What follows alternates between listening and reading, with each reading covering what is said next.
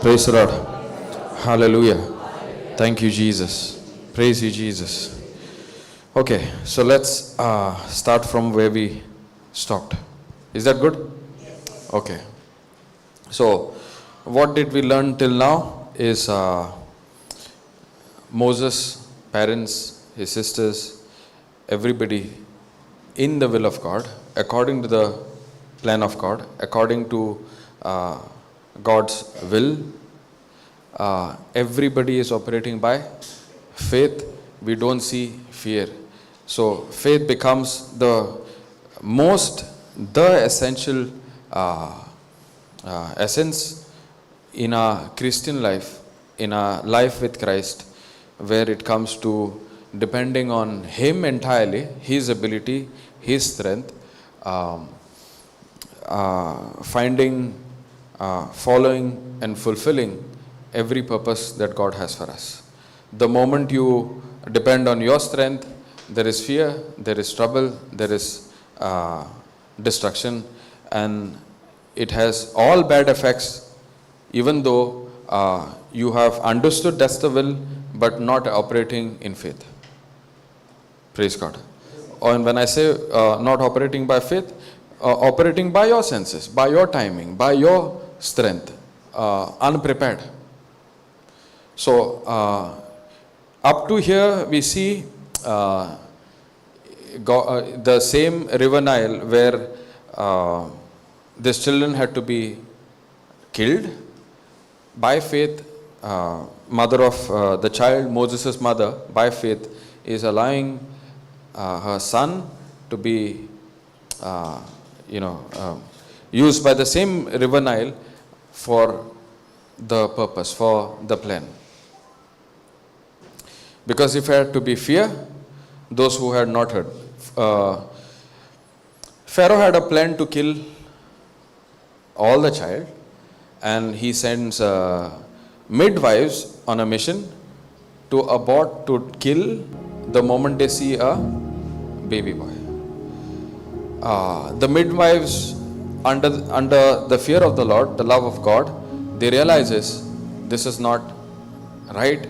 The right thing to do is protect the child.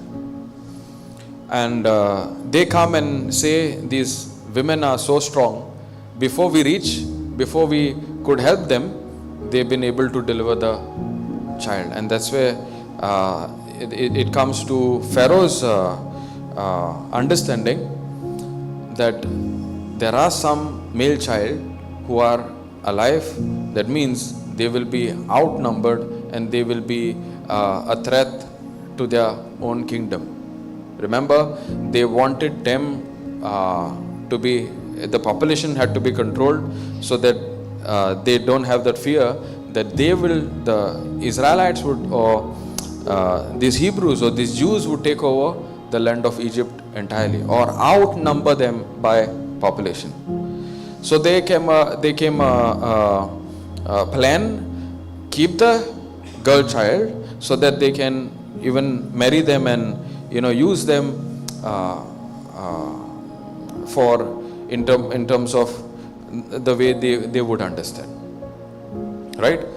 And so that plan there is an error in that plan. So women are so strong. Before this midwives comes, they are yet having baby boys, and they don't want baby boys at all. They want them to be killed. The second plan they come with is, whoever's left, whoever survived, kill them by putting them in the river Nile. Now, naturally, when a mother knows that is the same river, they're killing those who are survived. No mother would be taking the decision of putting Moses in a basket and allow him to go in the Nile. Not possible unless it is by faith. It had to be by faith. We saw in Hebrews 11:20 onwards, it is all by faith. Should we go back to Hebrews just to refresh? Okay, go back to Hebrews 11:20. 23, go to 23.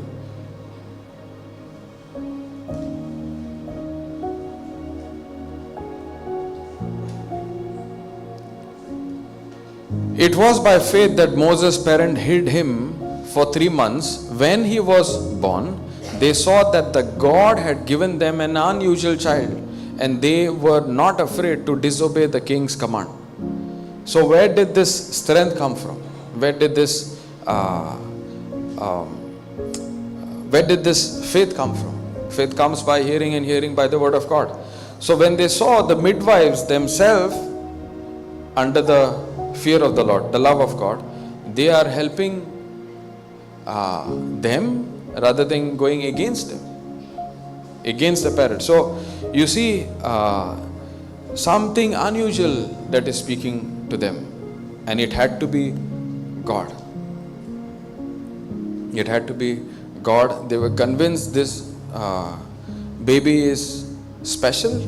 Other translation says it's special. It's go to highlight that and go to other translation.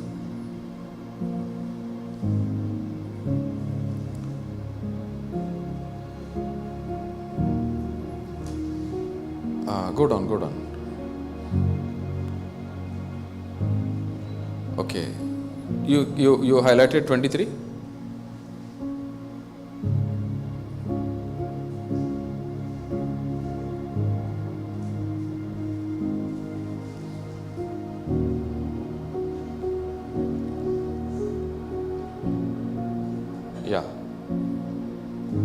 Yeah, now come back. See, because by faith Moses after his birth was hidden for 3 months by his parents, because they saw he was a beautiful and divinely favored child. Then go down.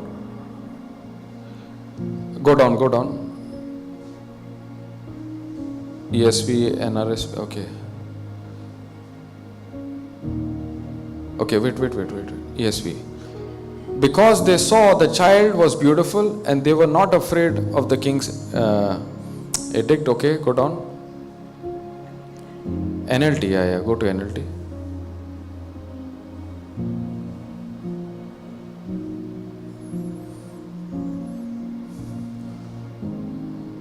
NIV. Same, unusual. This unusual word, there are many actually, different, special. He was special. It had to be special because the whole atmosphere was special. King is given the highest commander in that region. The Pharaoh has given a command to kill, but the midwives are fearing their God. It is something special. And these moments are speaking to them, and that is how faith comes. When it comes to the word of God, when you hear the word of God, faith comes. Things also speak to us. So these situations, these things are speaking what? Faith. And they are getting encouraged. To the point, even though there is another plan now to kill the boy child, male child, in Nile, putting them in Nile, she has the courage to use the same river to rescue her, protect her son, to rescue her son, and waiting on God to take the next step. Praise God. But she had to take that step of faith. It had to be by faith. And you see, go back to the normal translation and unhighlight it. No ordinary child, special child, yeah. Because they saw he was no ordinary child and they were not afraid of the king's edict. He was not ordinary child. What gave them confidence? Faith. It had to be God. It had to be God. Satan has a plan, but God is using the same river Nile to protect and thereby leading him to the best place, Pharaoh himself, where God will educate him, give him everything that is best, train him with leadership skills and all these things, because the Bible says he was a general when when he was grown in age. Praise God. Hallelujah. Okay, now go to the same Exodus 2:6, I think we were.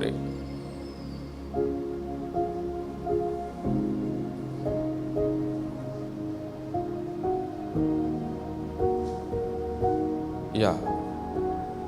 Okay. And when she opened it, she saw the child, and behold, the babe wept. And okay, give me ESV.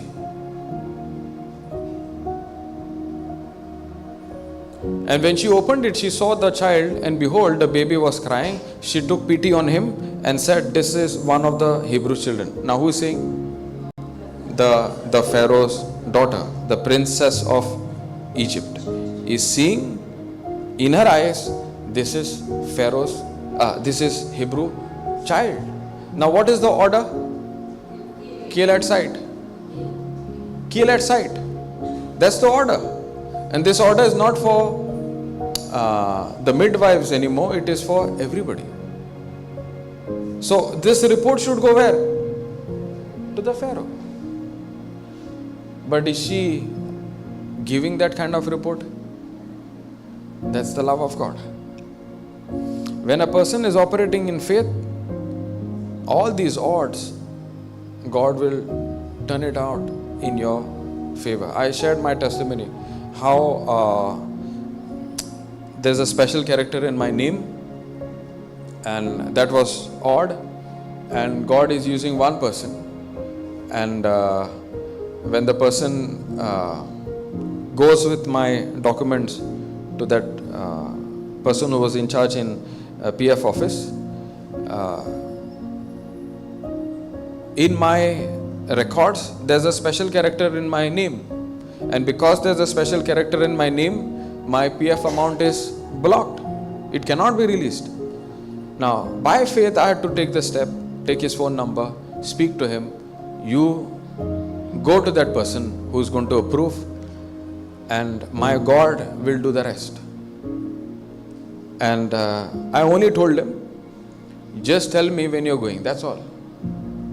So he called me saying that this I'm taking your papers and going to the madam, and I said okay, but he said I'm going, but I know for sure it will not work. I said no, surely it will work. You take my papers, go, it will surely work. My God will do it for me. He has done it for me. You just go. After half an hour, he calls me. I went with your papers, and the person who approves just could not see the special character in your name. And I tried to peep in as close to the screen. I myself could not see the special character on the screen. Praise the Lord. Hallelujah. That's how favor works. So when a person is operating in by faith, an unbeliever will be used to bring according to his plan. These people, Pharaoh's daughter, they are unbelievers. Unbelievers in the sense they are not from the chosen race. They are not under the covenant. But the Jews believed under the covenant. They were very clear in following everything they were told to do. That means from when they received the promise, from generation to generation, they are very clear about what God prophesied, God promised them. So now you see the sister of Moses is, we will read now, we will see how sister is operating by faith. Now, then his sister said to Pharaoh's daughter, "Shall I go and call you a nurse from the Hebrew woman to nurse the child for you?" Normally, what should be the cause? The sister should be running for her life, because she is also part of the plan that is against Pharaoh's will. What could keep her there had to be faith. Had to be faith. Now, the moment you see the basket where Moses was lifted up, the first thing these people should be running, because why they are lifting up? Kill. Brother is lost, run with the bad news to the mother. Correct? In fear, this could have been the case. But we don't see this in sister. That means she is also operating by faith. Faith comes, fear goes. So if there is fear, you run for your life. When there is faith, you stand because you know who is with you. You stand on the promise of God because circumstances will not move you now. Your faith will position you to receive what God has already promised you. And that's how they stood the ground. The sister stood the ground because we see faith. Because they know this brother, this child is the special one. Is not ordinary. There's something different. And then she's giving her best advice to the Pharaoh's daughter. Then his sister said to Pharaoh's daughter, "Shall I go and call a nurse?"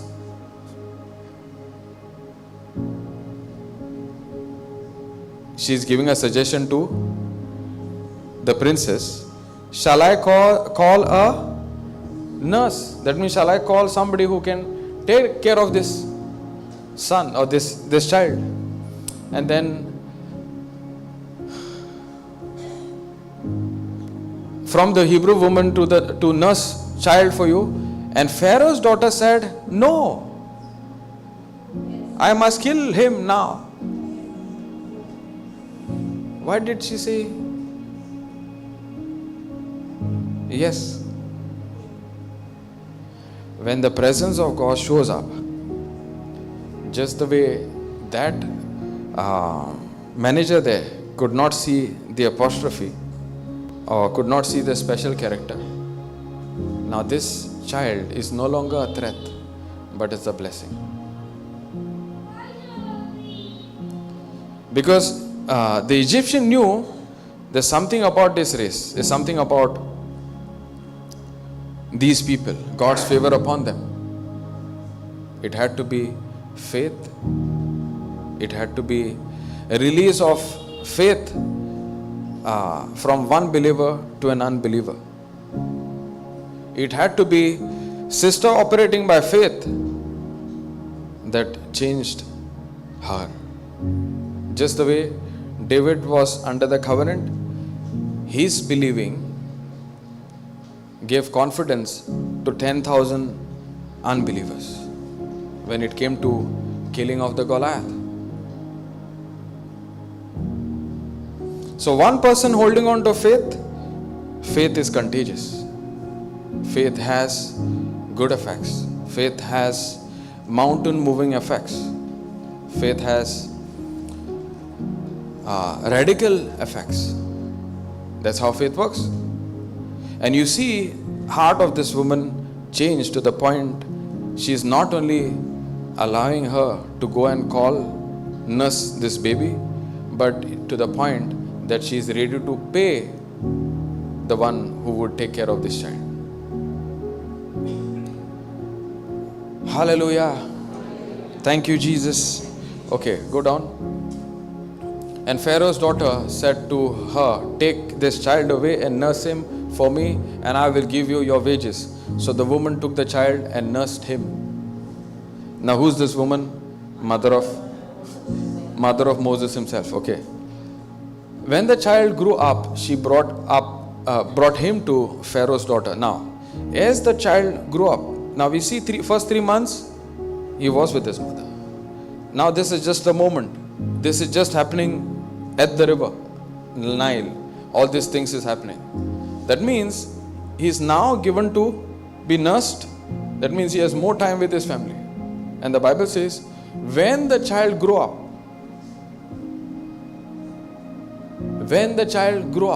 that means this child, Moses, had enough time to know his roots, know his identity, know his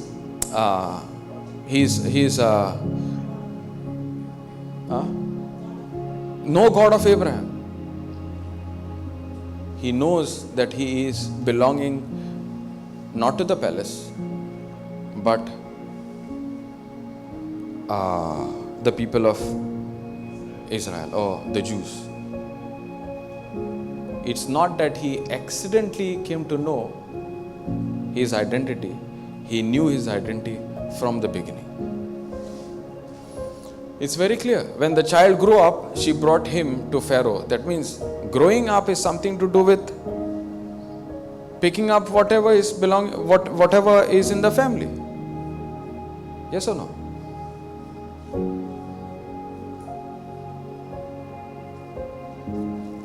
You nurse your own son and send him to a boarding school after 2 years. Does he forget his identity? Or after 15 years he comes to his mother and says, Mama? It's the same. So he grew up, he very well understood he belongs to the Hebrews, not to the Egyptians. Okay, go to 11.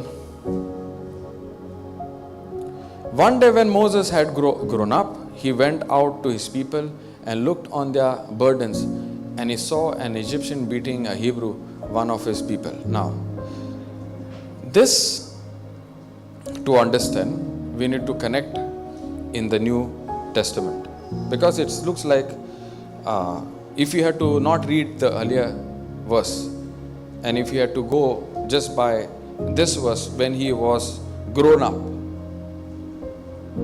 when he was grown up. But does this scripture mention that he was 40 years old? That's what we remember. We know Moses was 40 years, right? When these things happened. How do we know? 10 Commandments movie. How do we know? Where in the Bible? Where it is written in the Bible?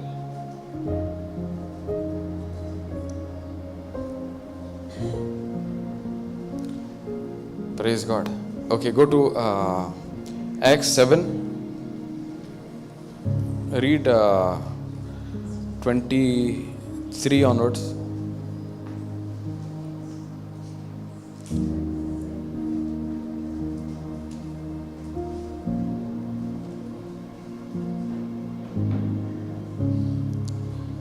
See that word? When he was 40 years old, it came into his heart. Talking about Moses. When he was grown up to an age of 40 years, it came to his heart.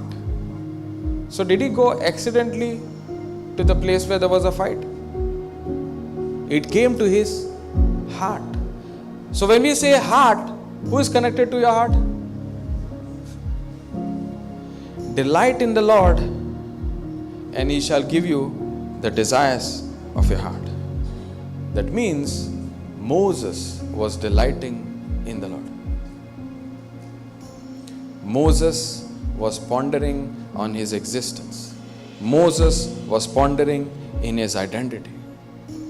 And it had to be by faith. But he is also aware that he is put in that palace, so God would protect him, train him, give him enough knowledge, and God will use that knowledge, that training, to free his people out of this slavery. That's the plan. Okay, let me finish this. When he was 40 years old, it came into his heart to visit his brothers, the children of Israel. Very, very clear. He did not go accidentally there. He went with conviction from God. He was led by God. He did not accidentally found himself seeing his brothers getting oppressed. Because many a times we think suddenly God will give us his desires. Suddenly God will reveal his plan for us. Because we relate Moses to burning bush. But according to the written word of God, God is the one who puts the desires in his heart. God is the one, when we delight in him so much, when we are focused in so much, he is the one who puts his desire in our heart. God himself reveals himself to us, his love to us. When we reflect, when we ponder on that love, that is where he trains us, he prepares us.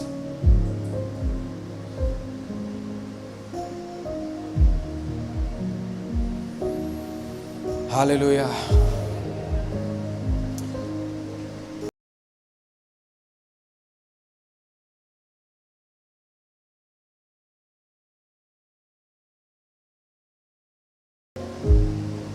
Where was this? 2025? I want the same by faith. 20, go to 20. 26, yeah. No, go to 23. By faith, Moses, when he was born, was hidden from 3 months by his parents because he saw that the child was beautiful and they were not afraid of the king's edict. Then, by Moses, when he was grown up, that now we are talking about the grown up, which is 40 years, okay, up to 40, in this time, refused to be called the son of Pharaoh's daughter. That means all his life, even though he was in the palace, he refused to change his identity to that of Egyptian, but he kept his identity focused on the covenant.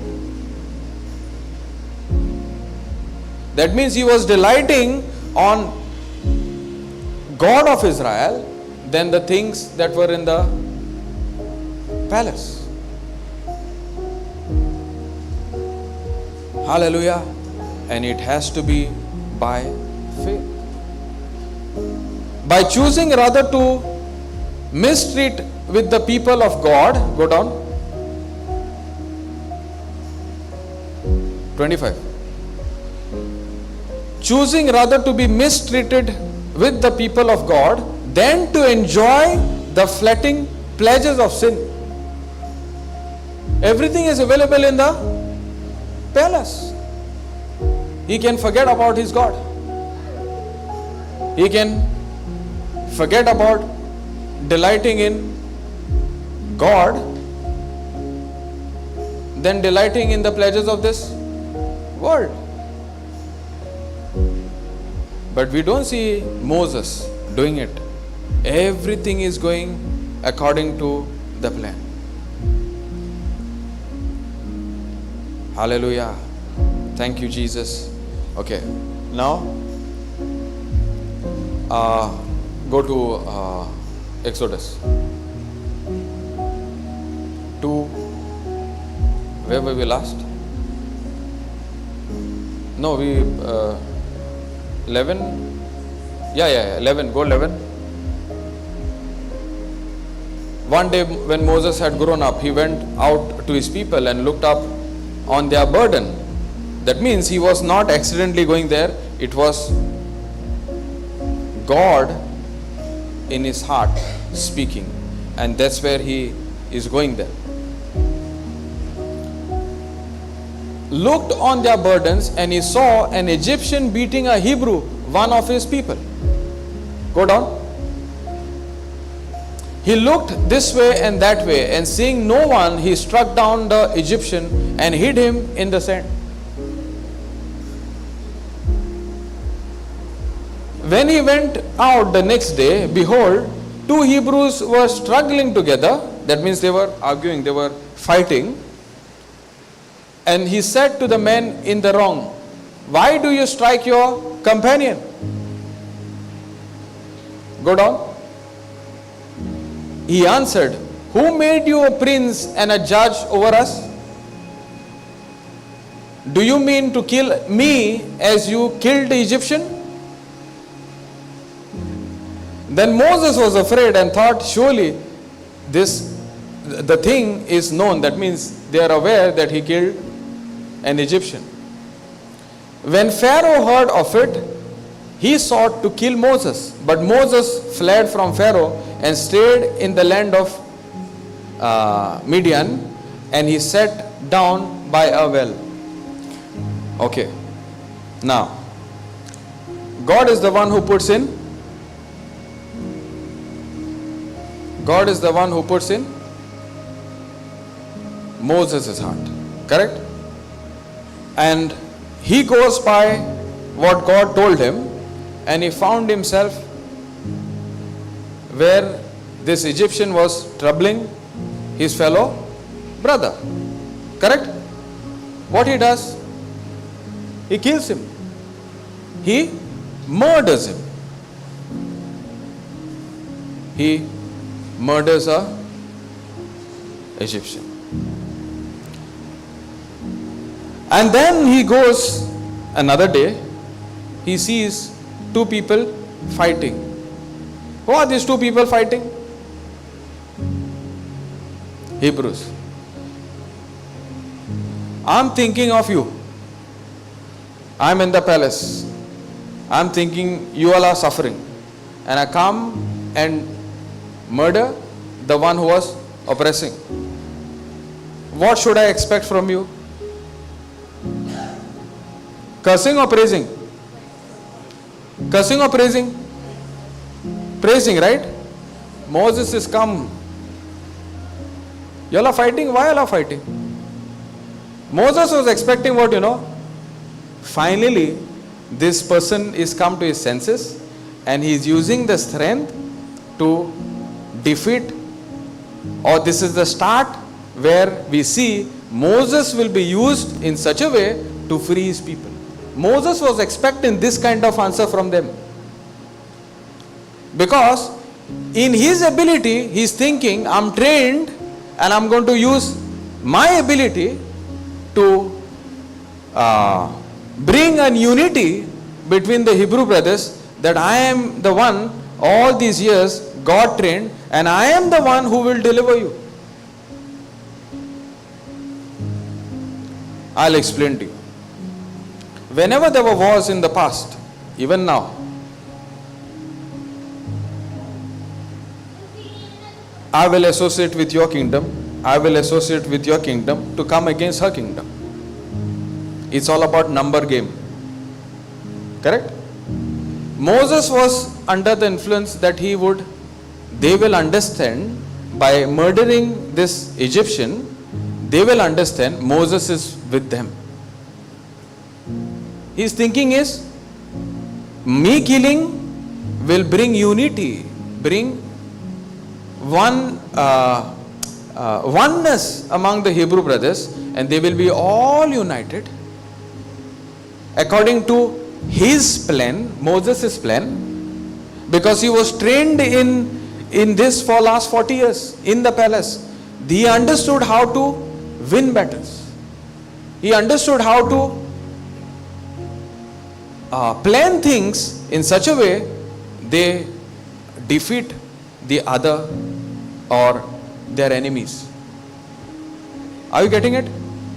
I need numbers now. So I am expecting by this action of mine will bring unity among Hebrews, and Hebrews will understand Moses is the one who will bring the change or bring us out of slavery. But what is happening? It is backfiring big time. To a point, they are saying, what you did to the Egyptian, are you going to do it to us?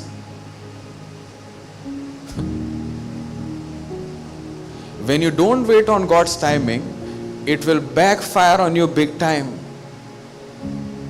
You heard the word in a preaching and you go home and go and try to preach to your family people. It will backfire on you big time.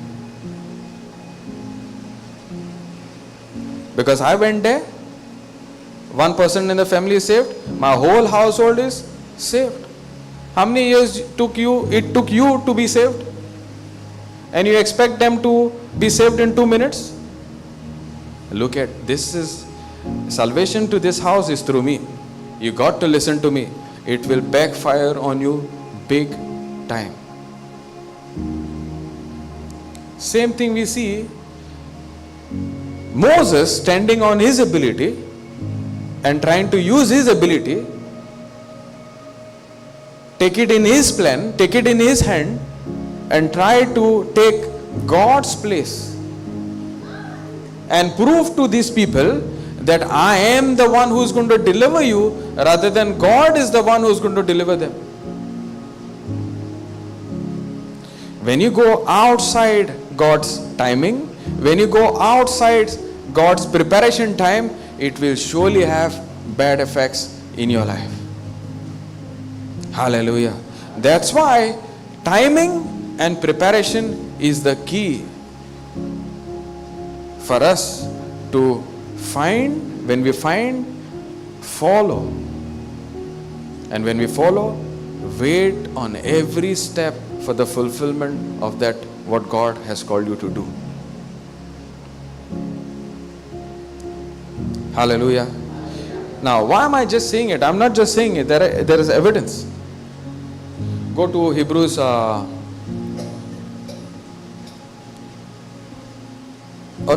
to Acts 7, which is the last one. We go to 24.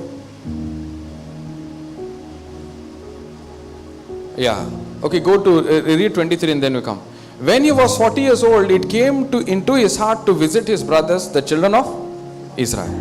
And seeing one of them being wronged, he defended the oppressed man and avenged him by striking down the Egyptian. He supposed his brothers would understand. There's a huge problem now. He supposed brothers would understand, and there is now misunderstanding. You see, Moses took it from God and let me do it my way, because I understood this is my calling. This is what we do. God, I have this gift of talking. Give me a platform and I will do this job for you like no one has ever done before. Because I'm a good speaker. I will go and take the mic and preach your word like nobody has ever done before. Just give me one opportunity.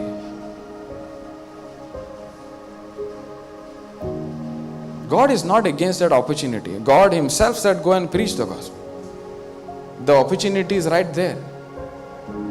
But you got to wait on God's timing, where you are prepared to take that gospel from wherever you are to the ends of the earth. But each time there is preparation, and then God takes it from there on. It's just not only preaching. Every moment, everything that we do, there is preparation, there is God's time. Because if it's going to be your ability, God surely will use your ability. But you need to allow the Spirit of God to use that ability in you that is God given. Use the skill, use the talent in you. Develop the talent in you in such a way God will use it to the best beyond and far more beyond your imagination. Hallelujah. Thank you, Jesus. You see Moses depending on his strength, thinking that these people will understand, these people will join me, associate with him. Rather than this, everything is falling apart. And Moses realizes, this is a big mess. I need time to prepare. It looked like he fled from Egypt in fear. No. He still believed by faith. I need time to prepare. He messed up, but every mess up has a price. Every mess up has a consequence. There's a price. Now let's see what is the price from this on. Go to Genesis 15:13.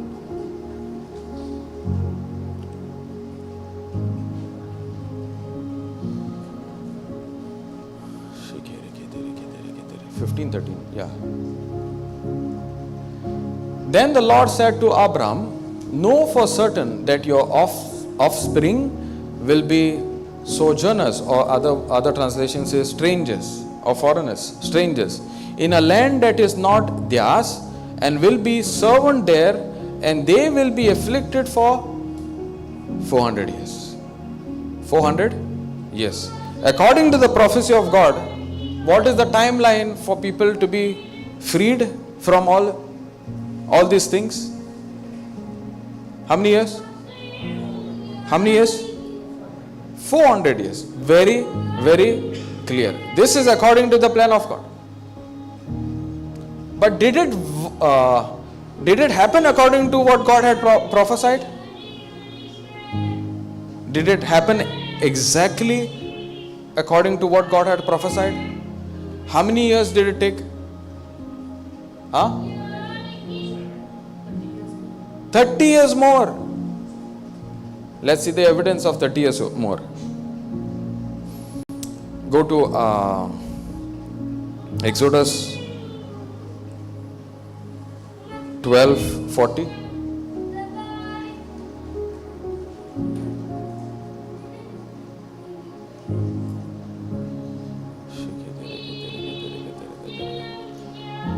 The time that the people of Israel lived in Egypt was the time that the people of Israel lived in a strange or foreign land was how many years? 430. What did God say? 400 years. So that means they lived more than what God had prophesied.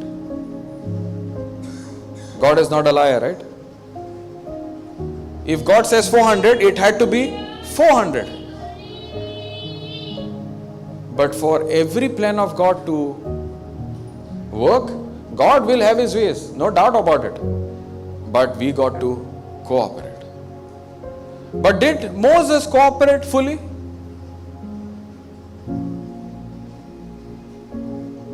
Do we see how his decision of standing on his ability, his skill, his talent messed up big time, not only for Moses but for the people of Israel for 30 years more?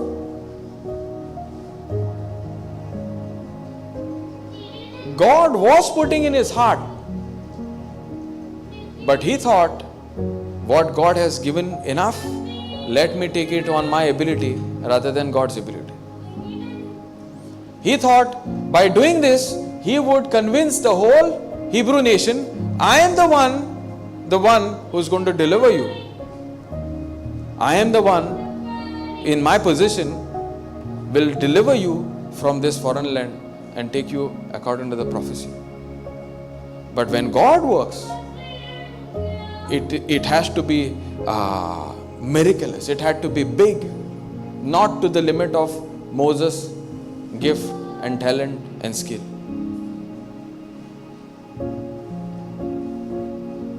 Hallelujah. Thank you, Jesus. Now, this is Exodus, right? We saw in Genesis. Another evidence we can show in, go to Galatians 3:17.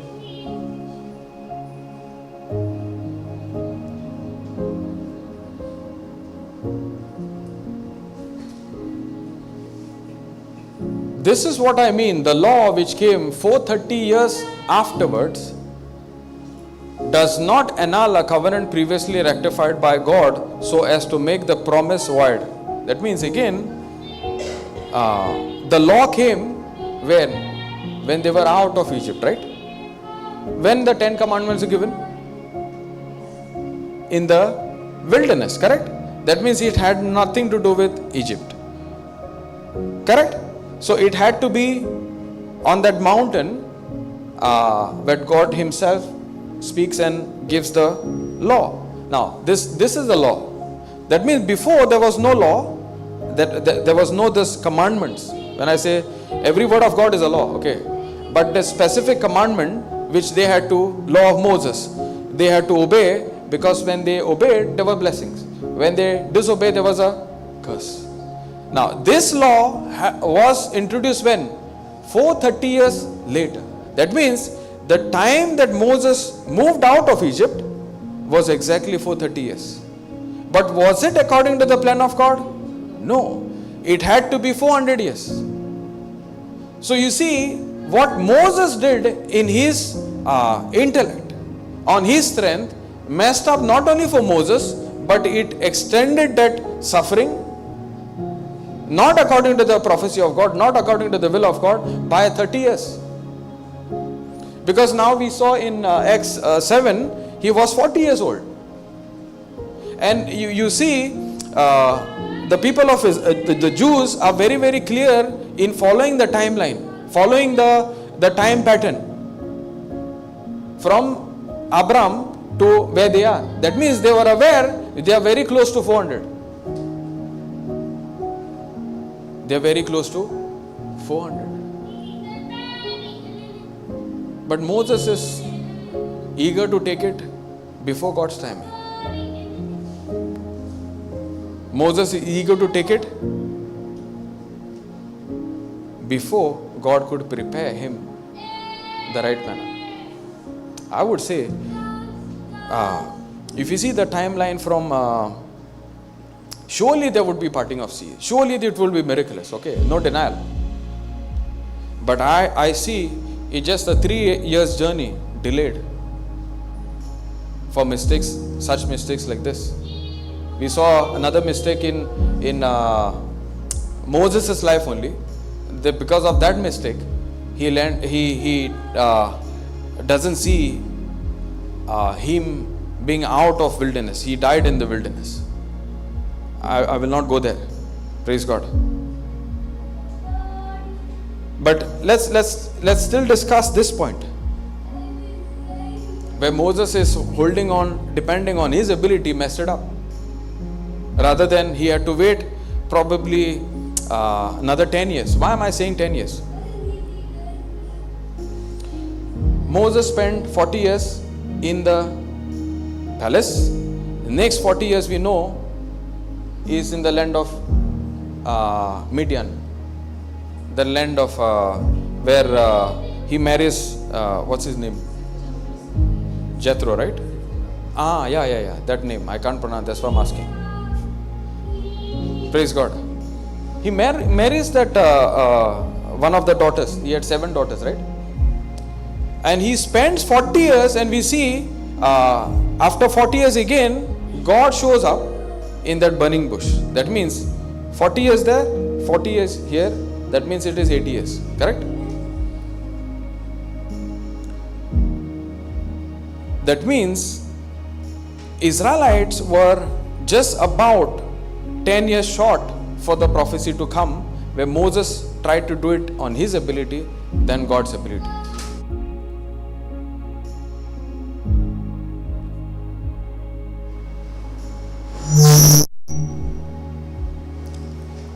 Hallelujah. Thank you, Jesus.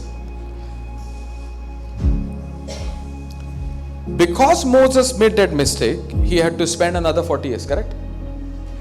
That's another thing that he had to, now that taking care of the sheep, taking care of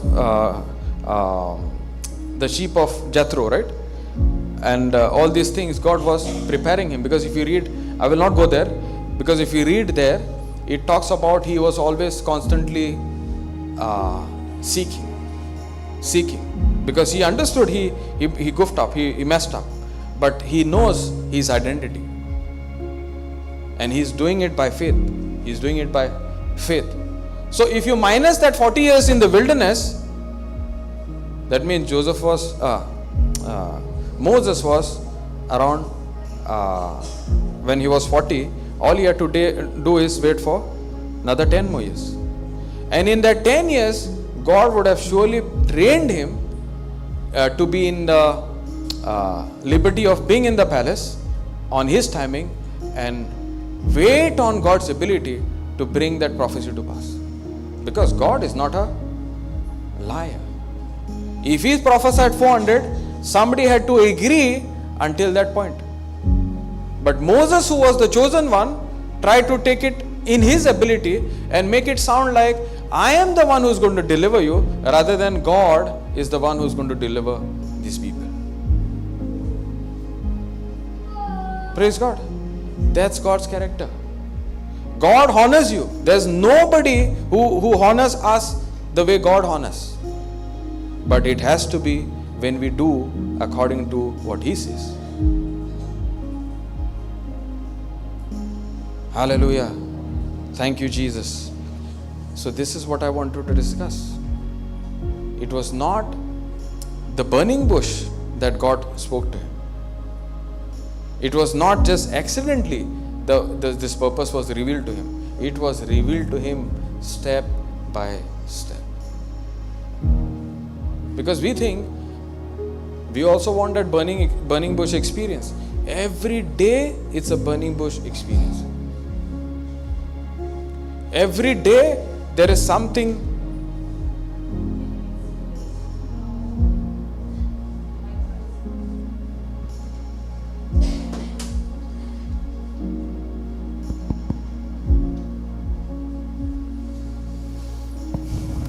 Praise God.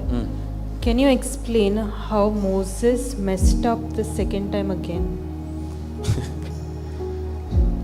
Praise God.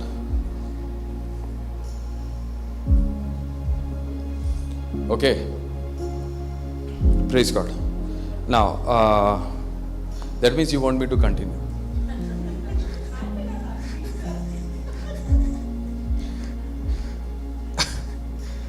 Hallelujah. Okay. Go to Exodus 4. Exodus 3. Exodus 3, 1 onwards. Now Moses was keeping the flock of his father-in-law, Jethro, the priest of Midian. He led his flock to the west side of the wilderness and came to Horeb, the mountain of God. And the angel of the Lord appeared to him in a flame of fire out of the midst of a bush. He looked, and behold, the bush was burning, yet it was not slow. Praise God. And the angel of the Lord appeared to him in a flame of fire out of the midst of a bush. He looked, and behold, the bush was burning, yet it was not getting consumed.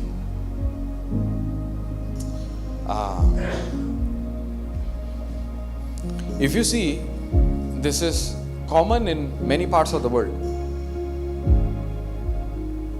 So much of high temperature, certain parts of the world, this is common. The temperature rises to a point that these trees are lit up on fire. Natural thing. It's not a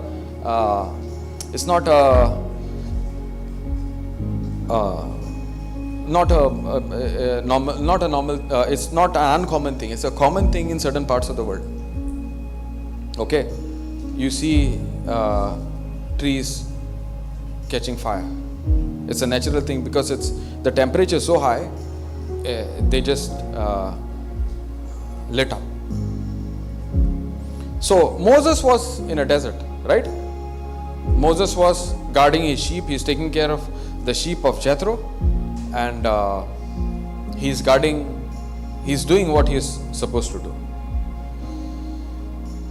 Go to Acts 7, go down where we had stopped. Go to 25, go to 26, go to 27, 28, go to 28, yeah, 29. And at this resort Moses fled and became an exile in the land of Midian, where he became the father of 2 sons. Now when 40 years had passed, an angel appeared to him in the wilderness of Mount Sinai in a flame of fire in a bush. This is exactly the same thing what is happening. Okay, go down. When Moses saw it, it was amazed at the sight, and as he drew near to look, there came the voice of the Lord. Then it says 32, I am the God of your fathers, the God of Abraham and of Isaac and of Jacob. And Moses trembled and did not dare to look. Then the Lord said to him, take off the sandals from your feet, for the place where you are standing is holy ground. Then I have surely seen the affliction of my people who are in Egypt, and I have heard their groaning, and I have come down to deliver them.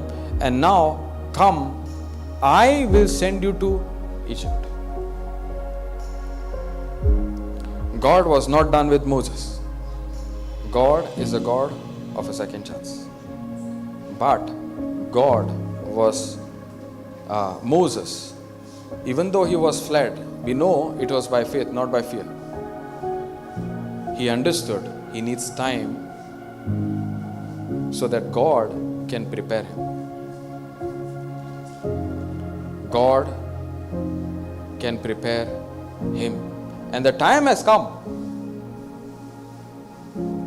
But when this time is coming, Moses is not sure about it. Because when he was sure, his certainty, his surety was where? His ability, his skill, about him. Now when God shows up at the right time, when God shows up, be sure it is the right time. God showed up to Mother Mary. Did she say, I'm not ready, come after 1 year? Whenever God shows up, is the right time. Whenever you try to show up before God, it's not God's time. So we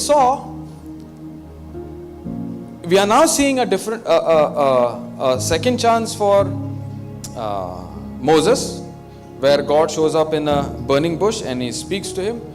But something interesting here. Give me 34. I have surely seen the affliction of my people who are in Egypt, and have heard their groaning, and I have come down to deliver them. I have come down to deliver them, and now come, I will send you to Egypt. God himself saying, you are ready, I am with you. And I will be the one who is going to deliver you. God is very loud and clear. Don't try to mess things up, your ability from now on. I am the one who is going to deliver your people. But I need your cooperation. And how is Moses responding? Wow, I was waiting for this moment. God, where were you? I was waiting for you. When it came 40 years before, I could not wait for you. But now, I'm waiting for you. was this kind of response?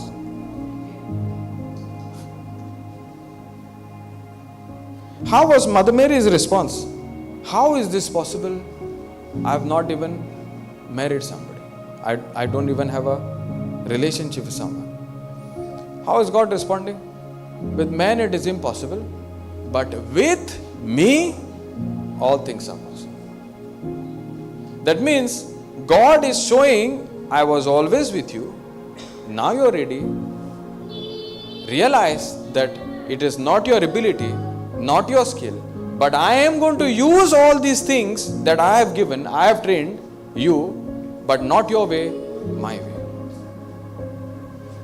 From that point, all Moses had to do is again depend on God.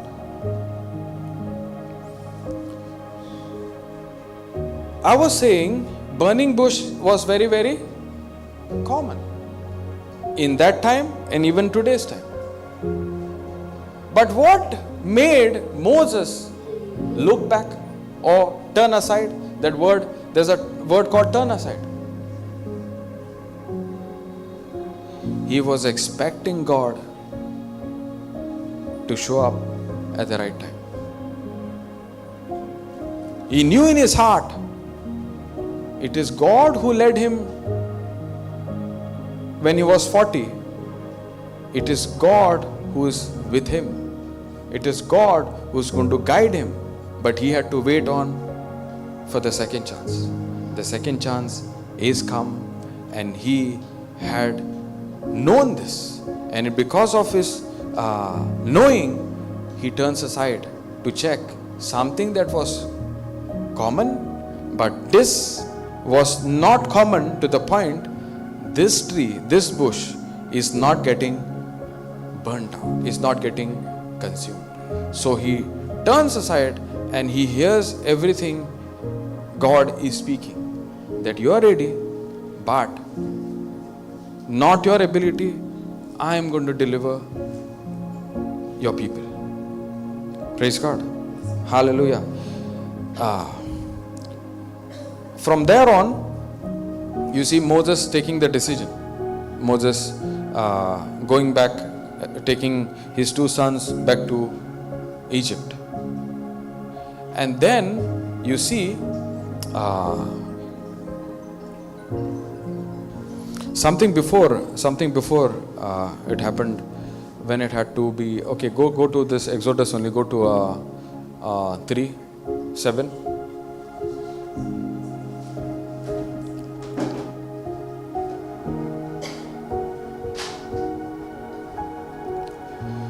Then the Lord said, I have surely seen the affliction of my people who are in Egypt, and have heard their cry because of their taskmasters. I know their suffering. And I come down to deliver them out of the land of Egyptian, and to bring them up out of that land to a good and broad land, a land flowing with milk and honey, to the place of the Canaanites, the Hittites, the Amorites, the Perizzites, Perizzites, the Hivites, and the Jebusites. And now, behold, the cry of the people of Israel have come to me, and I have also seen the oppression with which the Egyptian oppressed them. He is aware, because of what he has done, their oppression is extended. He knows all these things. And he's saying, in spite of all these things, he's saying, come, I will send you to Pharaoh. When he tried to do, did these brethren accept him? They misunderstood him. Now, do you think all these things are working in his mind? 100% yes. But is he given up on, is he knows that he is still under the covenant? God did not exile him.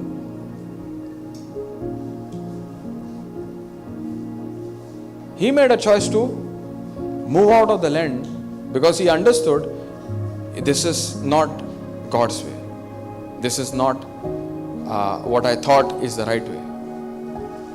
And he understood through him, he is the special boy, he is the special one by faith.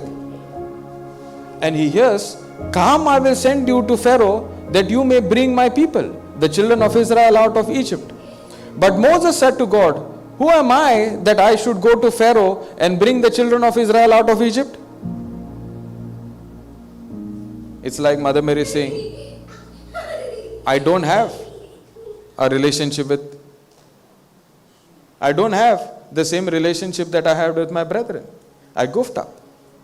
They don't understand me. And you expect me to go back again? What do you think they will accept me?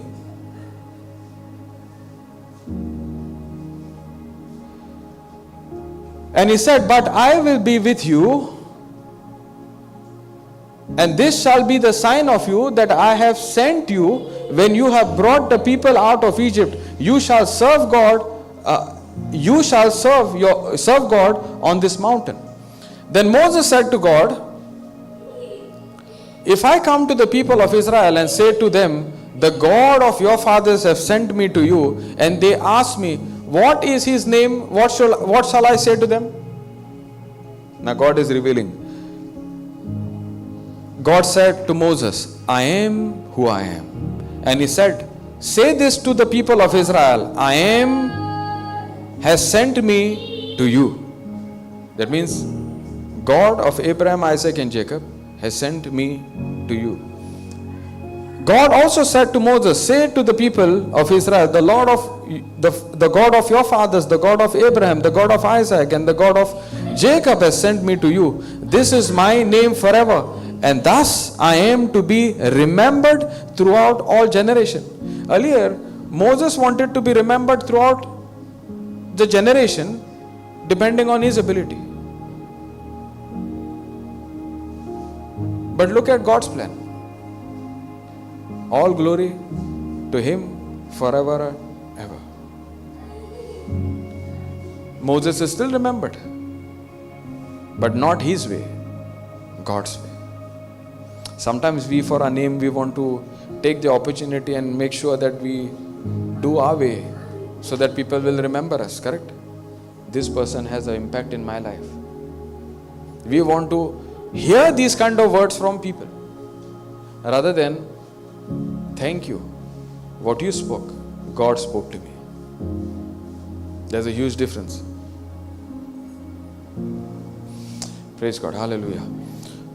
Go and gather the elders of Israel together and say to them, the Lord, the God of your fathers, the God of Abraham of Isaac and of Jacob, has appeared to me, saying, I have observed you and what has been done to you in Egypt. Okay, go down to 20.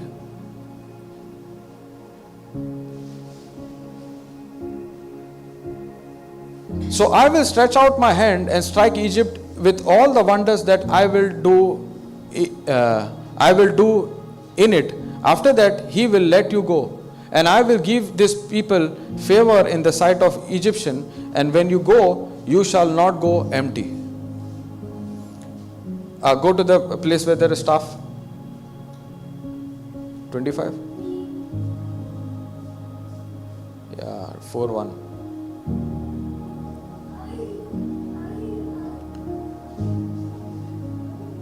Okay, yeah. 4:1. 1:1 onwards. Exodus 4:1. Then Moses answered, but behold, they will not believe me or listen to my voice. Now, so much time is spent to convince Moses. Earlier, so much time was required. He was fully ready. This is it. This is the moment. Let's steal the deal. Take it in my hand. Correct? And so much time God is spending to convince him that you are the one, and it had to be through me, not your ability.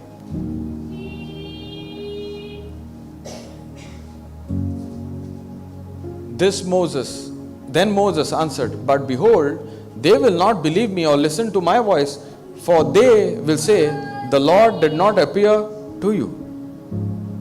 The Lord said to him, what is that in your hand? He said, a staff. And he said, throw it on the ground. So he threw it on the ground and it became a serpent, and Moses ran from it. This was the staff Moses used to use to guard the sheep, to walk wherever he went. And God is saying, throw it on the ground. And the staff is turned into what? Snake.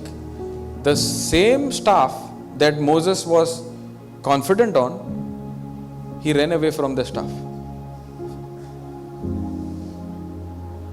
He would pick up the staff and protect his sheep. Now the same staff, he's running away.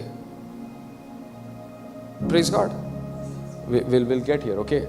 But the Lord said to Moses, put out your hand and catch it by the tail. So he put out his hand and caught it, and it became a staff in his hand.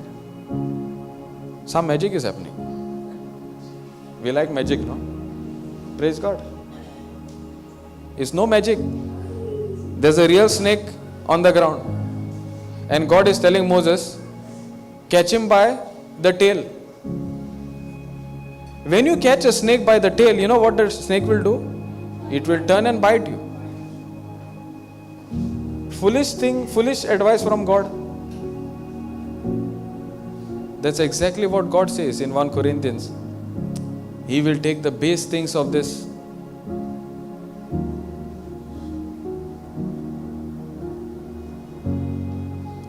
When it comes to surrender, God wants not a silver vessel. He wants a surrendered vessel. God wants total commitment, total surrender, waiting on His time, waiting on His ability, waiting on His word. And His word is come to Moses. Catch the serpent by his tail. Now, he had run away, right? He could say, no, I'm not coming back. But now, when you hear the word of God again and again, faith comes. And he is hearing God speak, faith comes. It is by faith he is now able to follow the first step back again.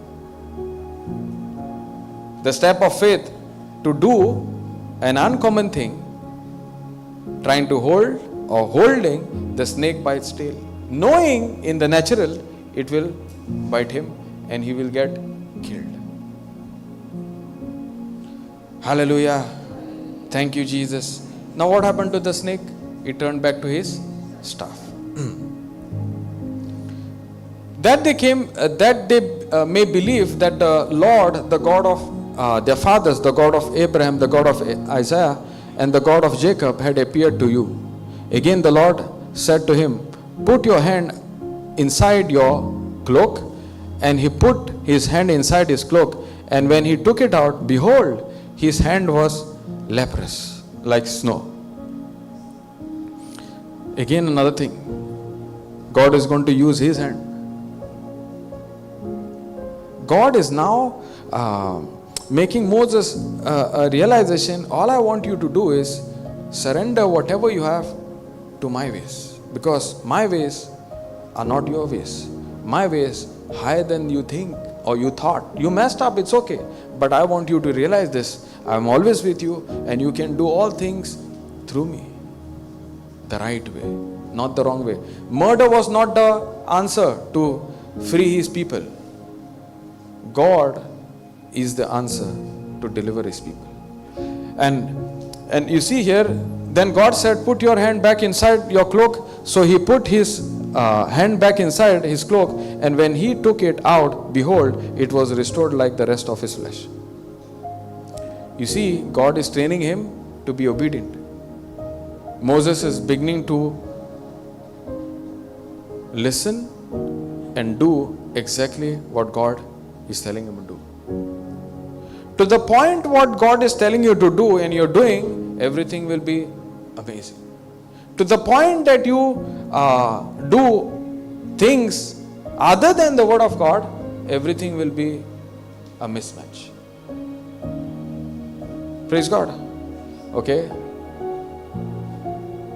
If they will not believe, God said, or listen to the first sign, they may believe the latest sign. If they will not believe even these two signs or listen to your voice, you shall take some water from the Nile and pour it on the dry ground. Okay, you read this for yourself later. Let's go to Exodus 4:20.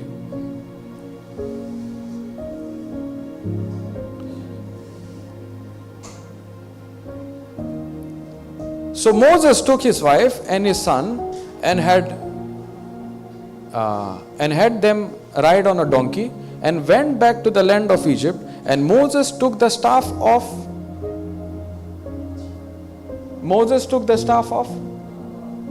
whose staff it was earlier? Moses' staff.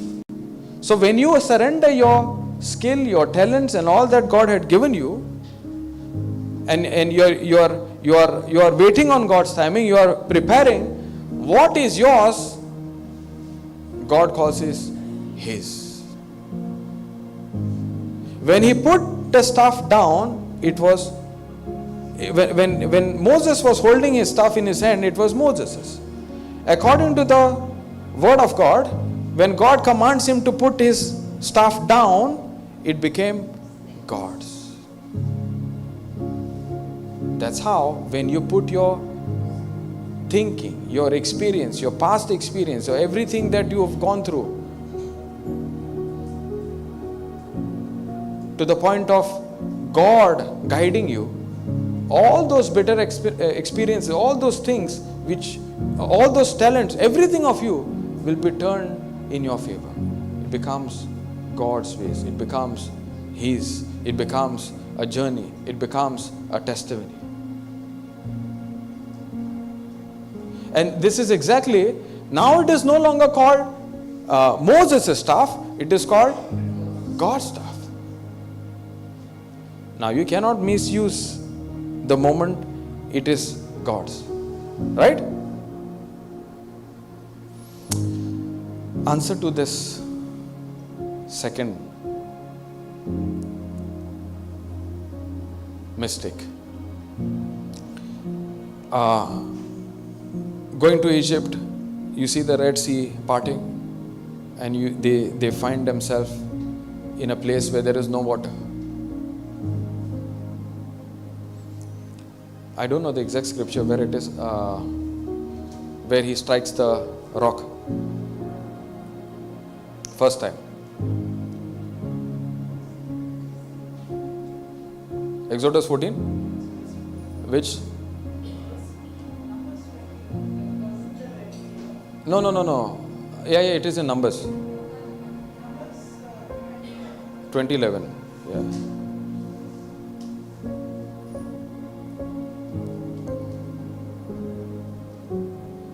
Yeah. Yeah. Hold on.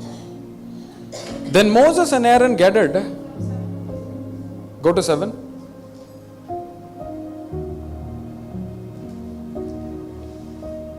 And the Lord spoke to Moses, saying, take the staff and assemble the congregation. Now this is the time there is no water, okay? People are complaining. The one thing, they were very famous, these people. They were full of complaining, murmuring. And whoever was the leader, he gets the pressure. But the pressure was not on his ability. God was with that person. Okay. Take the staff and assemble the congregation, you and Aaron, your brothers, and tell the rock before their eyes to yield its water.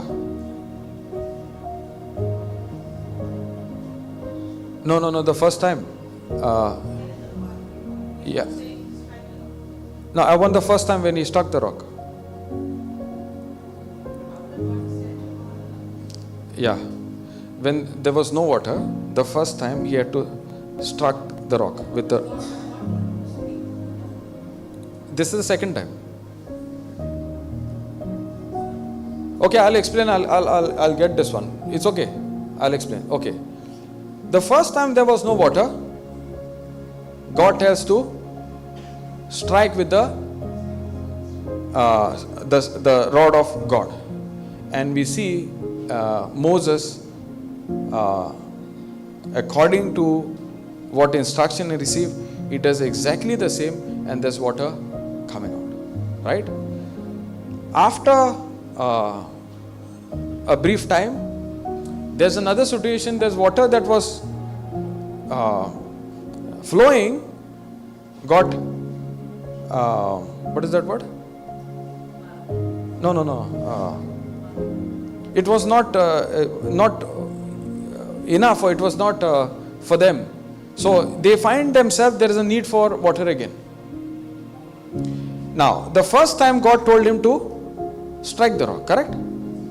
And he is now understanding that this is how it works. This is how it works. This is how it works this time. It has to work the second time and every time. Okay. The first time, right? Should we go there?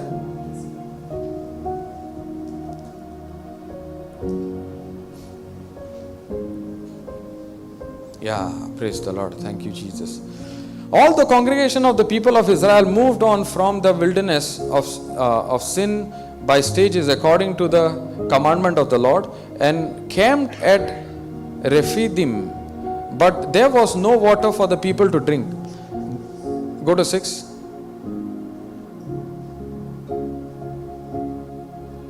Behold, I stand before you there on the rock at Horeb, and you shall strike the rock, and water shall come out of it, and the people will drink. And Moses did so in the sight of the elders of Israel.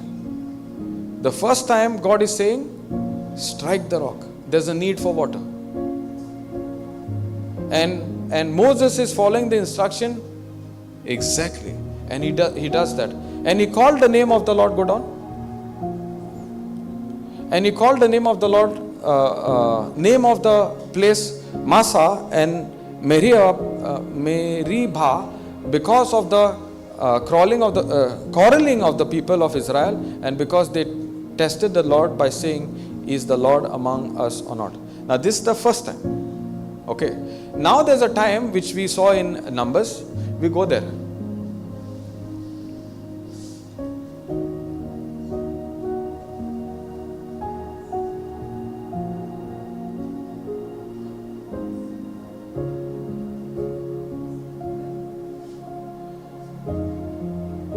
Yeah. Take the staff. No. Go up. Yeah, 8th verse. He's saying take the staff, but here there's a change. Take the staff and assemble the congregation, you and Aaron, your brothers, and tell the rock.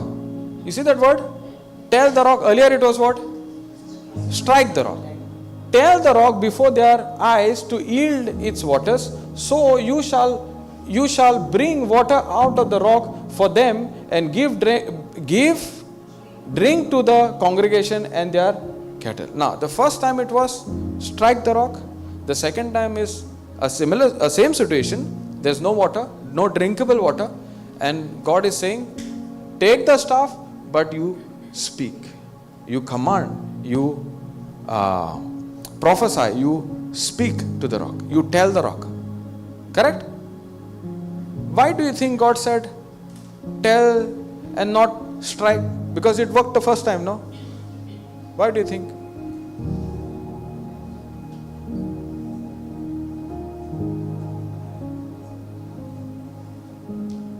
Not every time, not necessary, God will do the way you think is right. Our God is a unique God.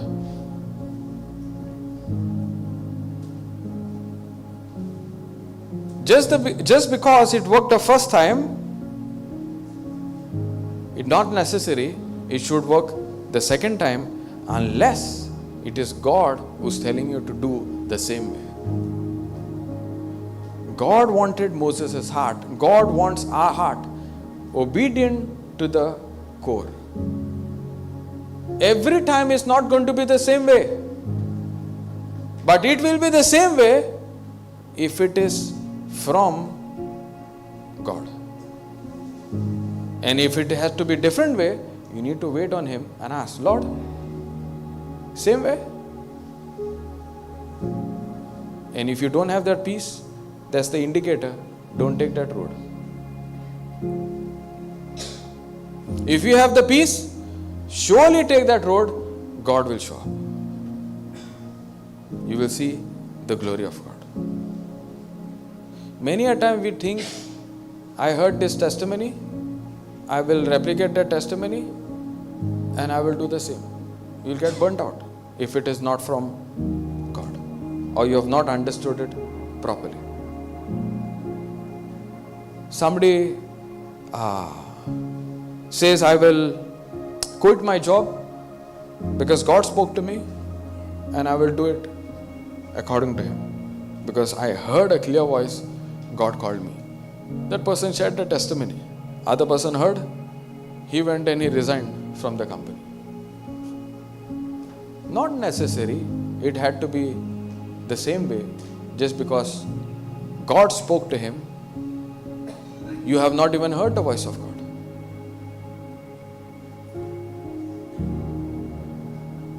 First time it was striking the rock. Second time it is telling the rock. Hallelujah. God wants not a silver vessel, but a surrendered vessel, so that He can work on you. Give you that experience that He is always with you. And He will use the very talent and skill, He will develop this talents and skill and bring the best out of you. Moses messed the first time, and there's a consequence.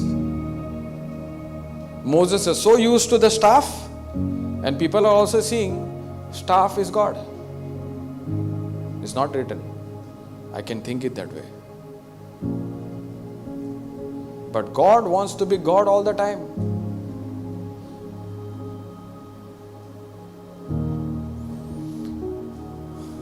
Go down. And Moses took the staff from before the Lord, and he commanded him. Moses strikes the rock. Okay, there's the okay, go down. Then Moses and Aaron gathered. Are we in the same? Then Moses and Aaron gathered the assembly together before the rock, and he said to them, "Hear now, you rebels. Shall we bring water for you out of this rock?" Then Moses and Aaron gathered the assembly together before the rock, and he said to them, he's addressing those people who are complaining and murmuring, because he thinks he's in the right direction right now. And he's calling them, "Hear now, you rebels. We bring water for you out of this rock." And Moses lifted up his hand and struck the rock with his staff twice. So that means he did not work, did again. And he's calling his people what? Rebels. Who is a rebel?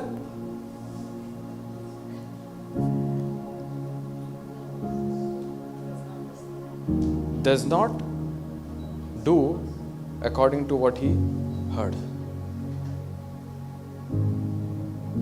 And he did exactly to what he spoke. Now see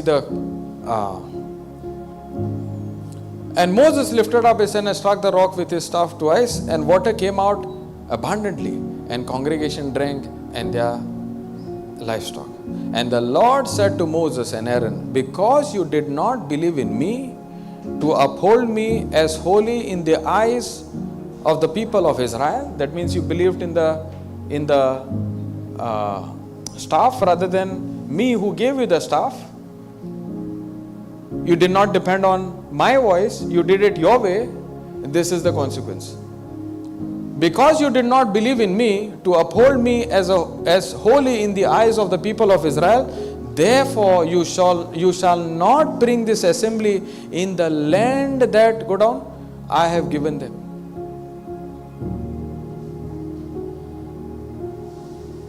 Cost of not obeying, cost of not believing.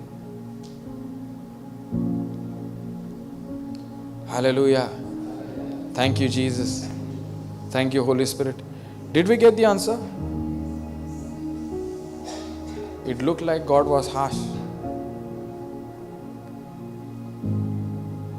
But this is God's love. There is a choice you need to make. I need to make. You need to make. But the consequences, there is no escape. Hallelujah. Thank you, Jesus. Jesus is the only answer for us. We are in a new covenant. We are in a better covenant now, that of grace, where it never depends on our performance anymore. It depends on God's performance. But does it mean sin has no consequences? Sin has consequences, but it is the grace of God that helps me to overcome sin. It is the power of God, the love of God, that gives me the strength to overcome sin. Hallelujah. Thank you, Jesus. Thank you, Holy Spirit. Okay, we stop here. We got the answer?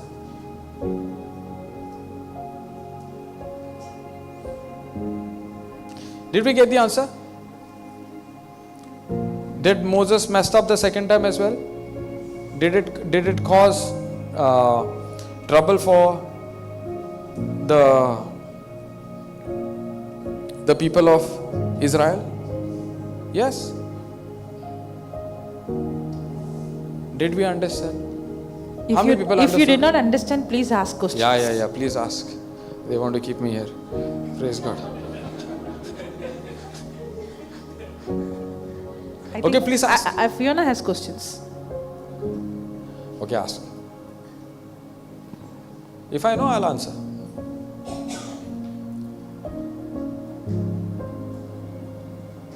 Praise God. Praise God.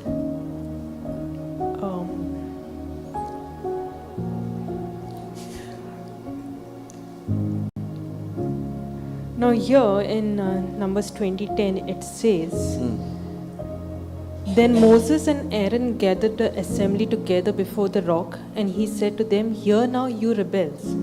First of all, why is he calling the Israelites rebels? God instructed Moses to tell the rock, correct? So, Okay. because in spite of their seeing God moving miraculously, They went by the signs they and did wonders. not go by, they did not still believe in the one who promised, but every time they would see the physical symptom or evidence, they would start Getting into unbelief. That's why the Bible says the gospel was proclaimed to them, but it did not profit them. They saw the pillar of fire, they saw the cloud, they saw the manna falling, they saw the water coming from the rock, they saw everything. They saw the Red Sea right before their eyes parting, and they could walk. But yet they did not believe in the God who was with them. They were focused on they were okay to be amazed, they were okay for to seeing all these things, but they were not focused on this God is always there with them. From that point, because they were complaining and murmuring all the time, Moses is calling them rebels. Is that clear? A rebel is somebody who's seen good thing, but yet doing it the wrong way. Okay, go to another translation, we'll see that word rebel.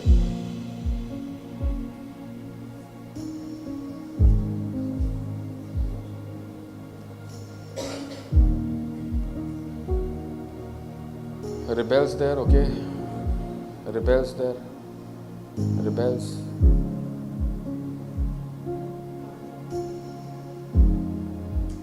Yeah, in the new it is carnal thing. Okay, go down. Huh? Turn from the Lord. That means hearts are turned from the Lord. It's something to do with being sensitive and being hardened to God's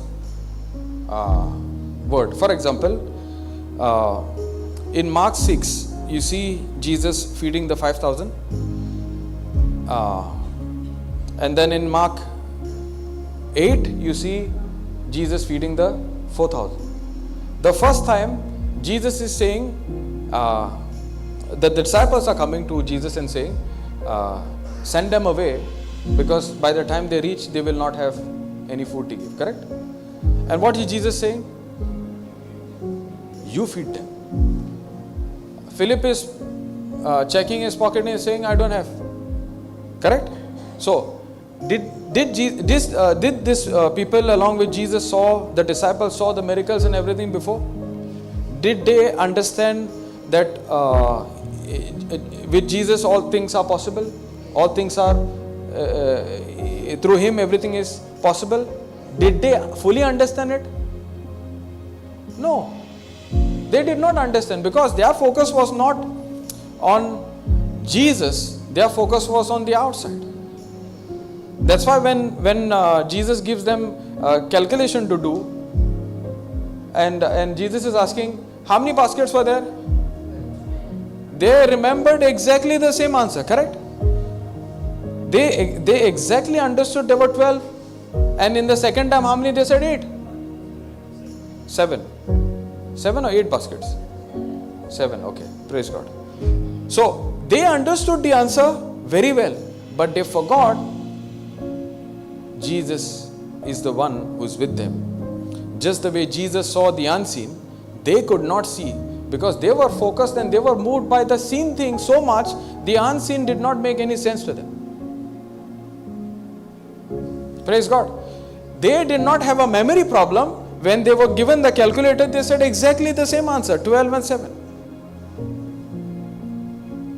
How come these people forgot? They did not see the pillar, they did not see the Red Sea, they did not see all these things. It is something to do with hardness of their heart. They had eyes, but they could not see. They had ears, but they could not hear.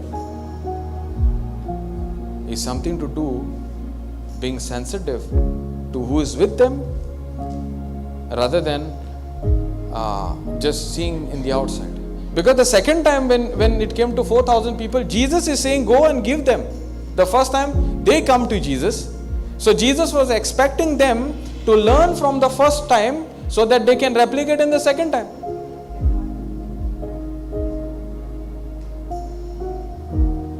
Is something to do with, you want to come share? Is something to do with being sensitive and being hardened. Rebellious is something they're going by, I don't have this, I don't have this. Every day, morning to evening, they have been fed. Don't have to work. Actually, the manna and all these things stopped the moment they stepped into the promised land. Yet they were complaining and murmuring. That's why He's calling them rebels. But not knowing He is also rebelling.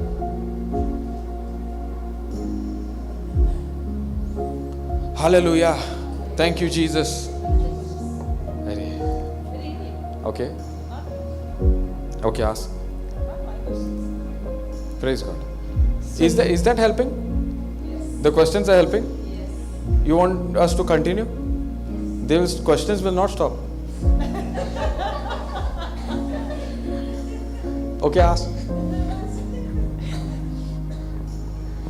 So, Numbers 28, the Lord says, take the staff and assemble the congregation, you and Aaron, your brother, and tell the rock. Right. Now, if we go down, where it is? Here. And Moses lifted up his hand and struck the rock with his staff twice. So the Lord instructs to speak to the rock, but Moses goes against, disobeys, and strikes the rock. Now, is he not This is he rebelling, correct? Correct. And this is the second mistake that he did, which is why he died in the wilderness and never saw the promised land. Now, did ultimately the promise got fulfilled? They saw the promised land. The Did the people of Israel see the promised land? the generation which followed. Correct. So, is there a for a wrong choice that you make, is there a consequence? Yes. But does it mean God will not bring the prophecy to pass? God is keeper of His word. Yes. The person who does not keep is not with God, even though God was with him. The one who is not with God is living in condemnation any which ways. Because Jesus said, if you believe, you are saved. If you do not believe, there is condemnation. Now, it had to be the rod of God, right? The staff. Now, when Moses put it down, it became, according to Exodus 4:20, it became God's staff, right? It has to work. God is not going to make people suffer in the physical, the way it looks like. It looks like, God is a harsh God. If it was harsh, He would have said, okay, no water for you all today.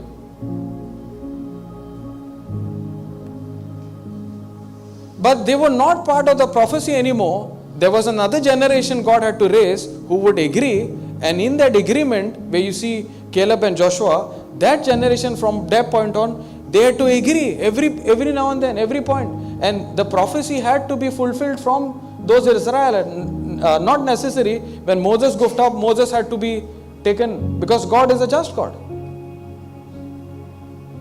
But He had to show His, if He is just, He is also love. First time He struck the rod, it was not His staff anymore, it was God. Second time also He made a mistake, but it is again the God staff that He is striking. Water had to come. But there was a consequence, and the consequence was heavy. But doesn't mean the prophecy did not come to pass. Hallelujah. Thank you, Jesus. Thank you, Holy Spirit. Okay, I'll explain another thing, okay. When we hear God's timing, we somehow relate that to our healing, deliverance. And we think, maybe my time for healing is not yet come. Because we need to wait for God's timing, right? When it comes to healing and deliverance. Do we wait for God's timing? When it comes to healing and deliverance, do we wait for God's timing? Why not?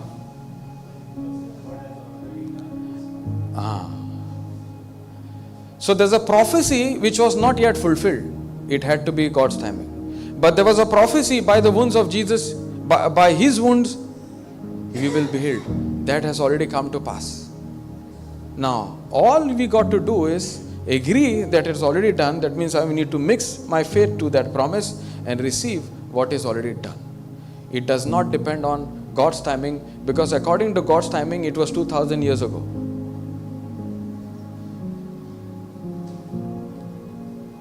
But yet, if this is done, why do we see people are not getting healed? That's called rebellious or unbelief. What God had to do is done. God is not going to do what He's already done. And God is not going to do what He has told you to do. And the only thing that He has told us to do is to believe in what He's already done. Praise God.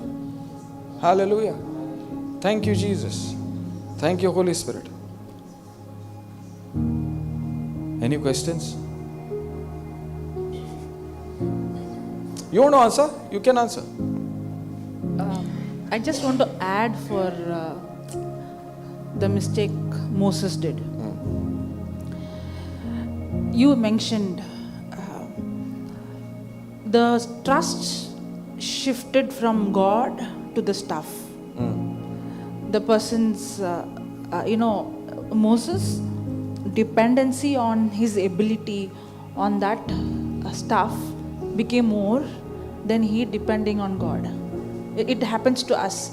We shift our focus from depending on God. In the beginning, for example, myself, in the beginning, when I used to preach or teach, I don't know anything, and I used to depend on Lord, please help me. I don't know. I'm going to stand there. But as days goes, my dependency shifts from Him to the notes or the scripture. And that's when we fail to yield to His voice and we start depending on our strength. I would say success is more dangerous. The real test of the character comes not when we are weak, when we face success. Because when we see success and when we see answers for our prayers, when we begin to see results, then our focus is more on, I can do this, I can handle. Now the same Moses, when God had an encounter in the burning bush, he was, Lord, I can't do this. I can't even talk. Actually, when Moses said, I can't even talk, the book of Acts chapter 7 says that he was good in his words, in his deeds. He was good. He was brought up in Egypt with all skill. And it says he's good in his words. But he came to a point that I don't depend on my ability anymore. Now, it might sound like Moses is in unbelief, telling God, I can't talk, I can't go, they won't believe. It sounds like he's in unbelief. But then when God told him to put the stick down and take it by the tail, that is a proof he was not in unbelief. He was ready to do anything God told him to do. He was not trusting on his ability. He was even ready to risk his life. So when Moses said, I can't speak, he's not saying I won't obey you. He was actually saying I cannot do this with my ability anymore. Because when I killed the Egyptian, I tried to use my power and authority to bring the will of God to pass. But now Moses is saying, Lord, I can't. I know you have a purpose for me, and the purpose for me is to bring the Israelites out of slavery. But I have come to a place that I cannot do what you called me to do with my own ability. But then Moses is seeing the manifestation of God's power, and now, just like how earlier Moses was depending on his authority, he being a prince, he being a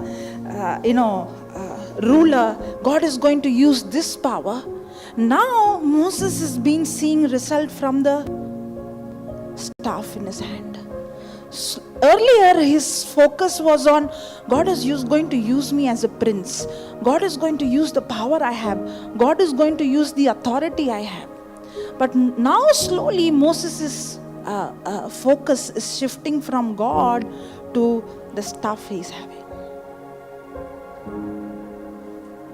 That's why even when God told him, speak to the rock, his focus is, all these days I've been seeing this stuff parted the Red Sea. This stuff brought water. This stuff. He did not depend on God. He began to depend once again on his own ability, in his own strength. It's not God was punishing Moses, but God, now he doesn't want Moses' mistake to again delay the promise to be fulfilled. He doesn't want Moses' pride or self-dependency to hinder God's call, and God had to protect the Israelites from Moses' pride. There's a big difference. I always used to think, why Saul, God had to take the kingdom away, but why David he forgave? It's not that God is partial with Saul and not he loves David more. But the problem is, David came to a place where he said, Lord, I repent, I I cannot do this with my own ability. It's not being perfect. Being perfect is different. Being God dependent is different. A humble person is not a perfect person. A humble person is a person who doesn't depend on his ability but constantly depends on God's ability. You know, Saul reached a place where he was no longer depending on God but the kingship that he had. That's why God had to tell him, I take the kingship away from you. It's not because God is punishing Saul, but God has to protect the Israelites from Saul.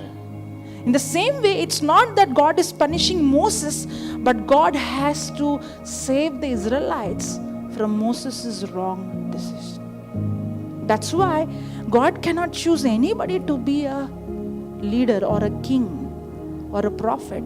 God had to choose someone who is constantly not depending on his or her ability. That's why it did not take 40 years for God. It took 40 years for Moses to come to a place that I don't depend on me, Lord. I depend on you. And when did he actually proved it? When God told him, take that snake by tail. That's when he proved it. I don't depend on my strength. In fact, in my ability, I'm scared that this snake might kill. He ran from that place.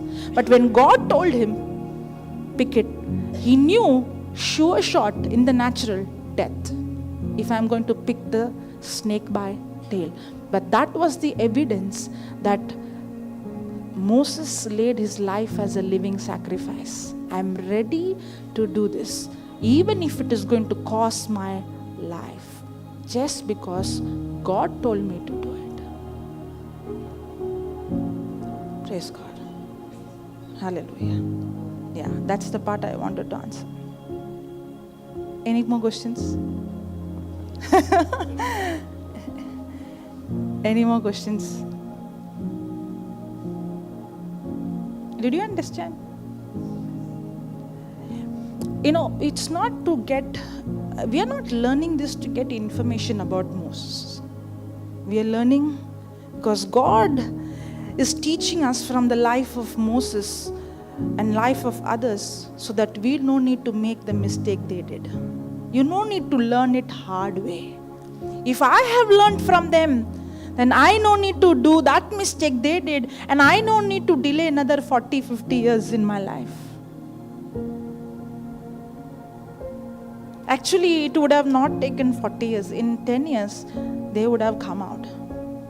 And many times we think God had to take Moses to the wilderness so that Moses has to go to the wilderness experience. It is not God who sent him to wilderness. It was Moses' wrong decision, wrong choice. The consequences, he ended up in wilderness. Many times we think the trials in our life, the struggles in our life, we think God has put me here to teach me a lesson. No, it's the consequences of my own wrong choice. Praise God. Hallelujah.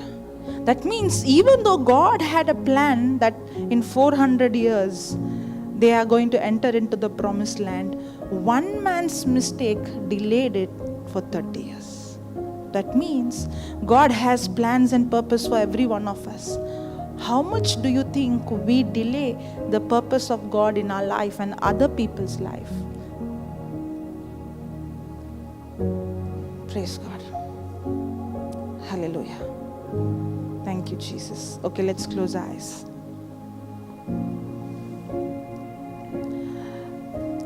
Reflect on the life of Moses. Just like how he was born as a special child. In the eyes of God, everyone is special. Maybe not everybody has the same call, but everyone has a call. And God looks at everyone special. You are special in His eyes. And there is a destiny, there is a story, there is a plan and purpose God has for you. But the Bible says in Romans 12:1 that we have to offer our bodies as living sacrifice. A living sacrifice by His mercy. A reasonable service. God wants us to offer our life just like how Moses, what he had in his hand, he had to lay it down. The first step to discover God's call in my life is to give myself as a living sacrifice. Lord, it's not what I want to do, it's what you have already planned for me.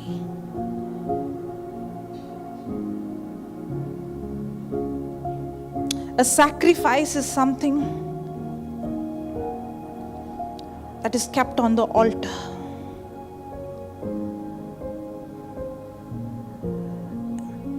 In the same way, Lord, I give my body, everything of mine. I lay it down. I don't want to live my life anymore for myself, but I want to live this life for you. And I know, Lord, if I am going to lay down everything, just like how Moses gave that stick, just like how Abraham laid his only son Isaac, our human mindset, our natural old mindset would say, if you give, then you will lose. But the Bible says the one who loses his life will gain life. But the one who keeps it will lose it. If we are going to lay down our lives as a living sacrifice, our old mindset will say, come on, if you give everything and if you lay down everything, what about your future? What about your life? What about your family? What about your kingdom? But let me tell you, when you lay down everything and give it in His hands as a sacrifice, He will give back everything in multiplication. You will not lose anything. The one who loses his life will receive life. It might look foolishness to pick up that snake by the tail. In the same way, sacrificing your whole life for Christ can be foolishness in the eyes of the world. You fool. If you don't take care of you and your future, who will take care of you? But the Bible says God uses the foolish things of this world to shame the wise. I might look foolish when I lay down everything. The world might call me crazy when I lay down everything. But that's when I see, when I step out from the ship, when I step out from the boat, I begin to walk on the water.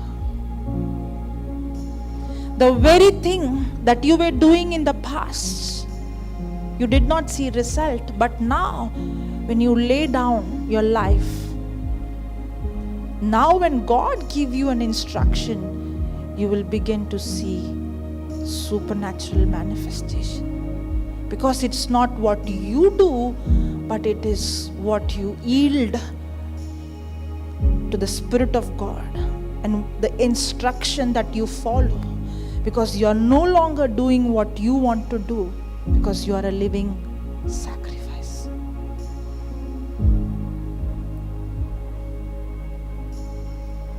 The Bible says, delight yourself in the Lord, and He will fulfill the desires of your heart.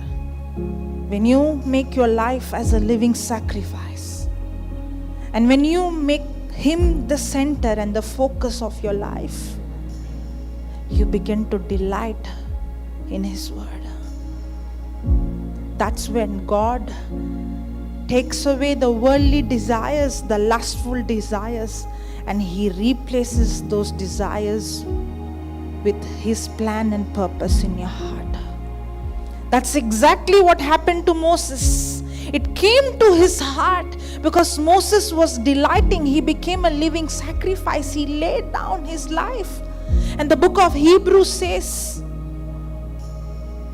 can you put that? Hebrews 11:23.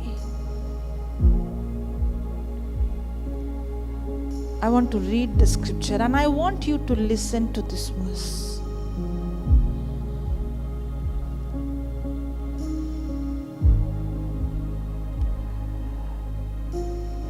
24.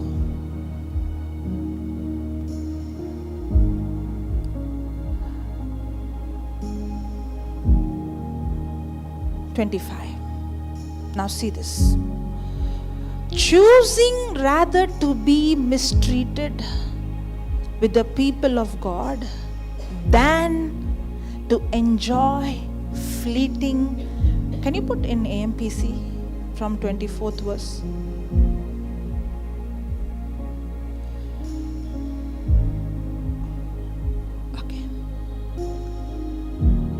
By faith, Moses, when he had grown to maturity and became great, refused to be called the son of Pharaoh's daughter.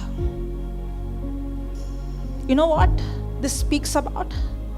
This speaks about Moses being a living sacrifice. You know what?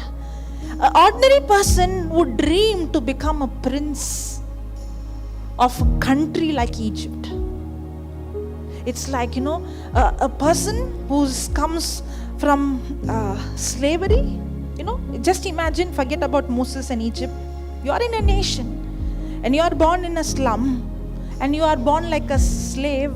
It would be your dream to be the president of that country or the prime minister of the country. Yes or no? In spite of you being born in a slum as a slave, you got an opportunity to be the prince of the country or the president of the country. Will you ever leave that position of being the president and go back to the slum? No. That shows that Moses was living sacrifice. Anybody in this world would say, how will I leave this position? He was second in command. He was the prince in Egypt, and Egypt was the well-advanced country. He would have said, Lord, why should I leave this position, this sophistication, all these honor and respect and authority and power? But Moses laid his life down as a living sacrifice. That the desire to be the prince was not there anymore. The desire to have power is not there anymore. The desire to enjoy all the wealth and riches is not there anymore. In fact, in his heart it came that he has to go back to his own. That's exactly what happens when you become a living sacrifice. God removes those desires of this world, the lust of this world, and He replaces the plan and the purpose that He has as desire in your heart.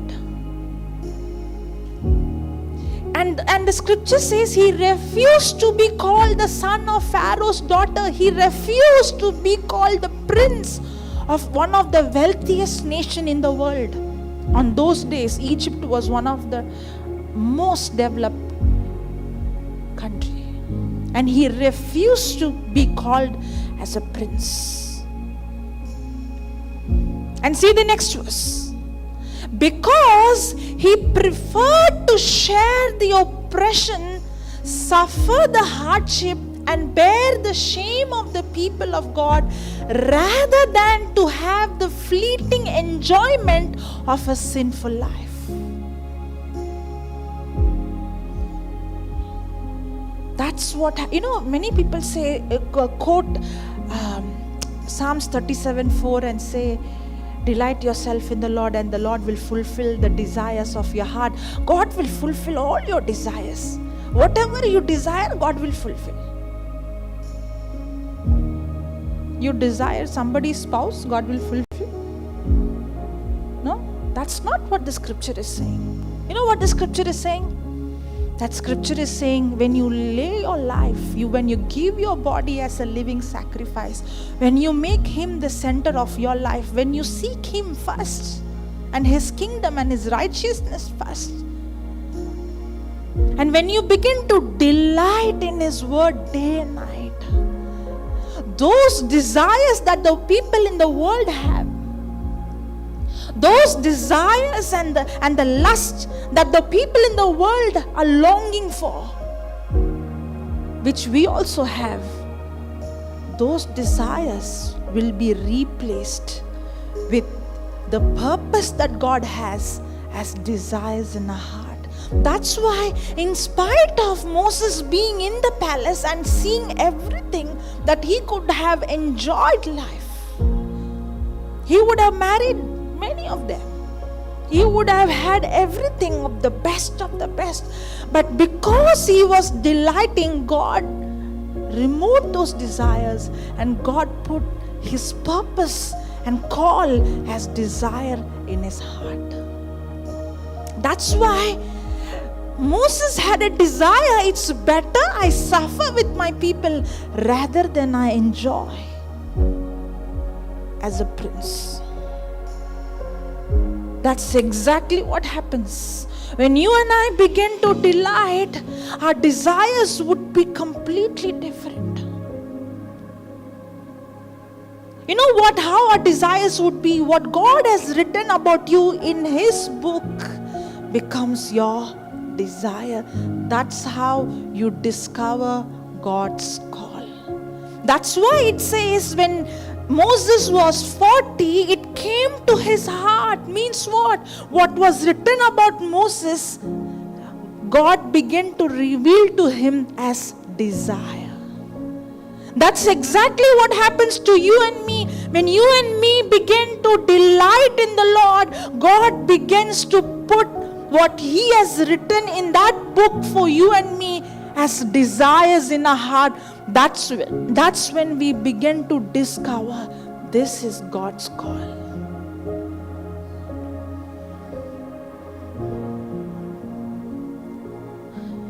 Because He preferred to share the oppression, suffer the hardship, and bear the shame of the people of God rather than to have the fleeting enjoyment of a sinful life. Next verse. He considered the contempt and the abuse and shame borne for the Christ, the Messiah, who was to come to be greater wealth than all the treasures of wealth. That means Moses knew the promise God made with Abraham and the law which came after 400 years. That promise is not just speaking about the promise of the promised land, a physical land, but that promise is a shadow of the Messiah of Christ. And that is the promise of the gospel of grace. It's not what the Israelites did, but when the Israelites were brought out of Egypt, there was an animal sacrifice and there was the blood of the animal on the doorpost. It's not what the Israelites did. It was the blood of the animal and it was the sacrifice of the animal, and that blood is actually representing the blood of Jesus and the body of Christ. That salvation only comes by the blood of Jesus and the sacrifice that He did on the cross. And Moses knew that that promise that was given to Abraham was a promise of grace. And that was the promise of the Messiah. That was a shadow of the reality that is going to come. And we have received the reality, Jesus on the cross. It is finished.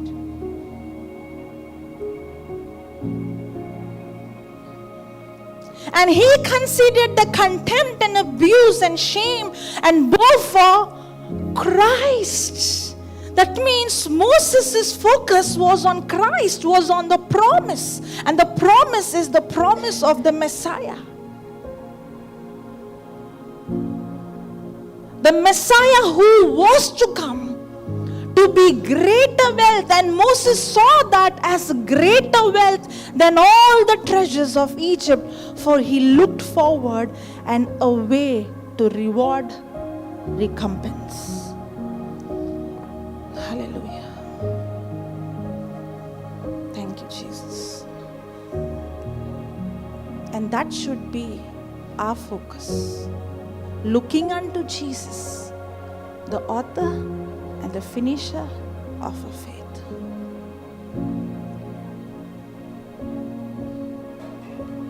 Praise God.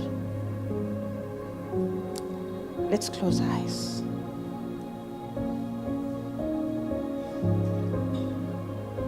Maybe, Lord, I had desires that was not of your purpose and plan in my life. The desires was, I want this, I want that, the reason I come to God is I want answers, I want healing, I want money, I want house, I want life partner, I want this, I want that. We all came seeking something, but God is more interested in our heart.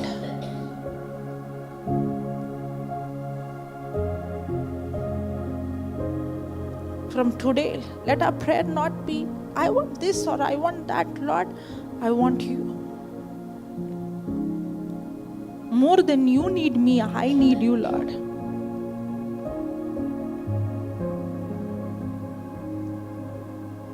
I don't need to worry about where is the money going to come. I don't need to worry about what's going to happen in my future. I don't need to worry about the worldly affairs. Because the word of God says, when you seek Him and His kingdom, all these things shall be added unto you.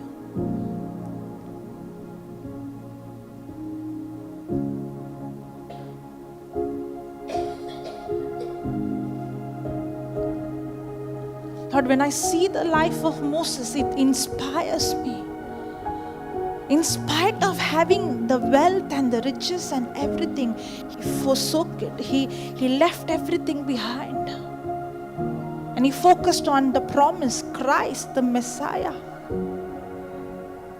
And just like how the song says, the cross before me, the world behind me. And let this be my prayer, the cross before me, the world behind me. No turning back. No turning back. And not with my ability, Lord, I can't do this. I'm not faithful. But my faith is not in my faithfulness. My faith is in your faithfulness. Because, Lord, you are faithful for what you have promised. And my focus is on you and your faithfulness. And it is your faithfulness that gives me the grace and the ability to stay on course, to remain as a living sacrifice. In Jesus' name I pray, Father. Amen. Praise God. I would say take another 5 minutes. You talk to the Lord. I'm not going to be here, but it's your time. It's not just you talking, but you listening, where He revealing what He has written about you in His book.